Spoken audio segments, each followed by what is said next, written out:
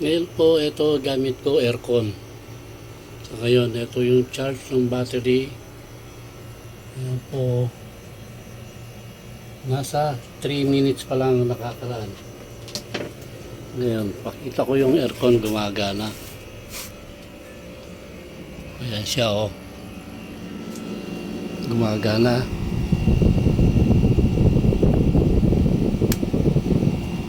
Gumagana yung aircon.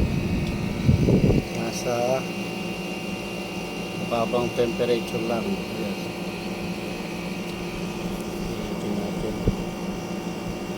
Para medyo, no, hindi masyadong medyo narinig nyo yung ugong.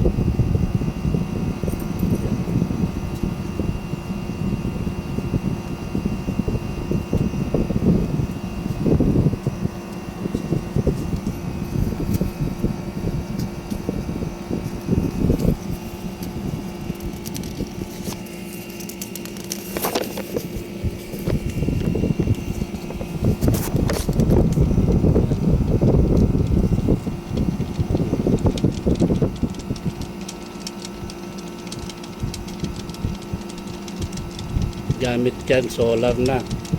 Dumadaan na sa solar. Ayan, o.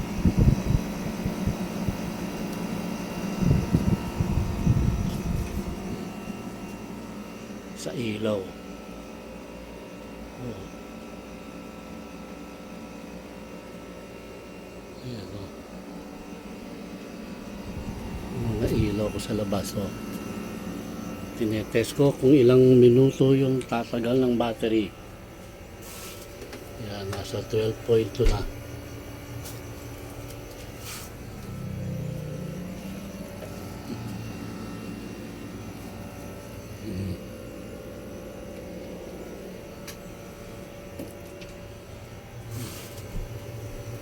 Ayan ang 6:36 yung karga ng battery.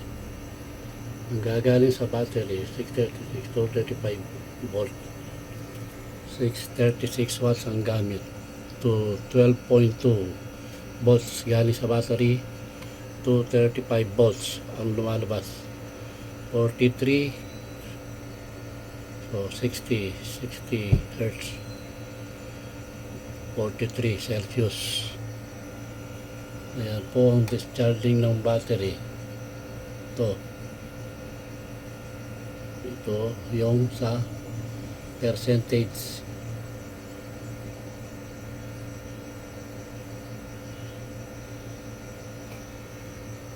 Ayan o. Ang gumagana yan. Gagaling po yan sa solar. Sa solar inverter. Ayan. Ayan. Ayan. Magulo nga lang itong mga wire nya. Kasi hindi pa totally tapos to. Marami pang dapat gawain.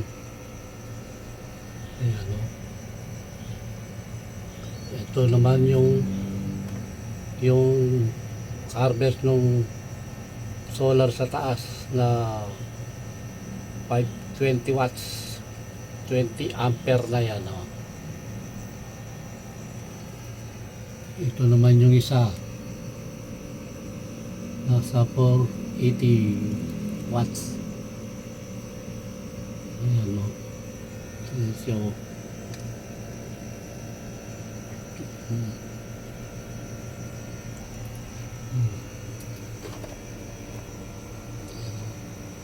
AEC power, kahit patay natin yung AEC, under pa rin yan.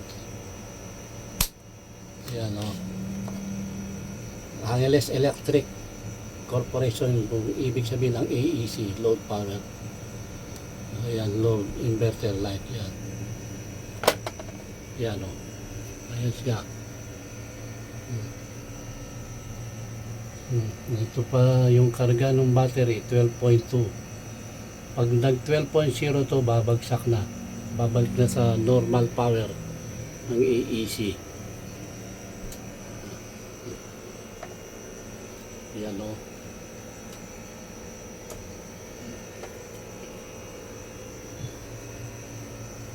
Yan. Ayan.